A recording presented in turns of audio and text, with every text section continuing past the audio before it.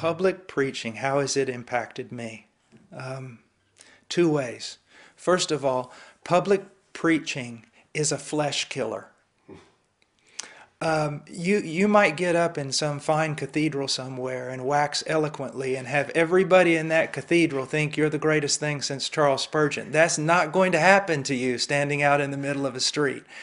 I have had people do things to me that in the end, the whole world is looking at you as a clown. And it is a great way to see your flesh just crumble up and die.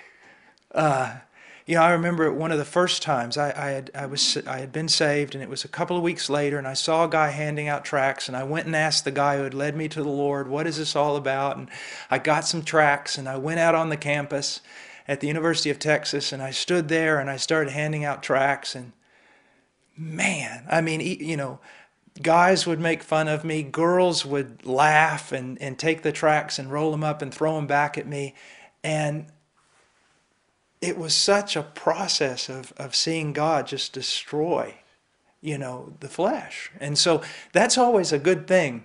It's always a good thing. Secondly, it helps me in the sense that, we will, those of us who also preach in church buildings and travel and do conferences, we get to the point where we're living in a bubble. We're using all these theological terms and speaking in high Christian language and dealing with very important topics. And we forget the world doesn't have a clue. They do not understand sometimes our language, the need to start at the very beginning, the need to explain everything we say. When I was witnessing in Dublin the other night, and the young man, he kept asking me, but how do you know the Bible is true? And I gave him sort of, many, classical arguments. And then he said, but I just don't understand. How did God write it in heaven? And did it float down? And all of a sudden I realized, this young man was so far, I wasn't coming close enough to him. I wasn't answering the basic questions that he really needed to hear. I mean, he was at ground zero. He knew more about anything than the gospel.